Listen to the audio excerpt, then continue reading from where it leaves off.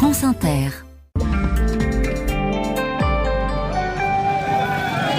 C'est d'abord en Haïti que nous sommes, où se déroulent des manifestations massives. Oui, depuis le début de la semaine, des milliers d'Haïtiens défilent dans les rues de Port-au-Prince pour demander le départ d'Ariel Henry. Le Premier ministre assure de facto le pouvoir seul depuis l'assassinat du président Jovenel Moïse en juillet 2021.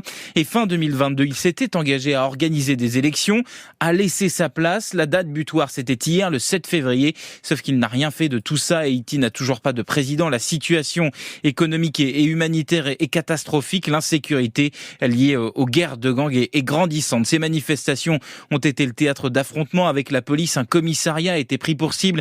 Des routes sont bloquées, des établissements scolaires fermés.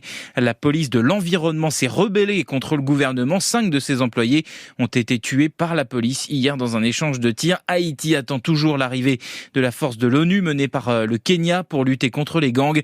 Mais pour le moment, la justice kenyane bloque l'envoi de policiers. Et nous voici au Royaume-Uni pour un procès. Oui, celui de Craig Wright s'est ouvert lundi à Londres. Cet Australien de 53 ans, informaticien, entrepreneur, affirme depuis 8 ans maintenant qu'il est le père du Bitcoin, la plus célèbre crypto-monnaie du monde. En fait, il prétend être l'auteur de ce que l'on appelle le livre blanc, texte fondateur dans lequel le Bitcoin a été présenté pour la première fois comme monnaie numérique, signé Satoshi Nakamoto. C'était en 2008, sans que l'on sache alors qui se cachait derrière cette signature. Sauf que ça ne plaît pas à tout le monde dans le secteur, cette revendication, parce que qui dit inventeur dit propriété intellectuelle.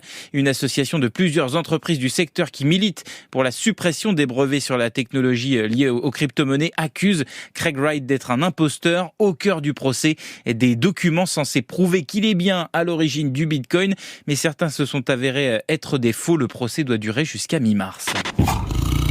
Et puis nous sommes en Inde, où les tigres, c'est ça qu'on entend, des tigres, oui. Oh là là, grimpent de plus en plus haut dans l'Himalaya. Oui, c'est l'Institut indien de la vie sauvage qui le dit, grâce à des appareils photo automatiques installés dans les montagnes du Sikkim. Ils ont pu constater que des tigres du Bengale étaient montés jusqu'à près de 4000 mètres d'altitude, soit 400 mètres plus haut que le précédent record qui datait de 2016 en Inde. Plus de 4000 mètres, ça avait déjà été observé au Népal et au Bhoutan voisin, mais ponctuellement. Et là, l'Institut parle d'un phénomène plus global, et les auteurs de ces travaux estiment que cela montre que les tigres sont, je cite, sous pression du réchauffement climatique, d'une part, qui a un impact sur leur proie, et d'autre part, de l'augmentation de la population qui empiète sur les vallées sauvages qu'ils privilégient d'ordinaire.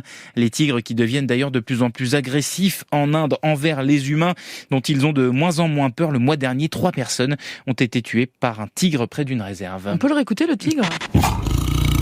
Ah oui, un peu enroué quand même. On n'a pas très envie de le rencontrer, Kevin Dufresne. Merci beaucoup.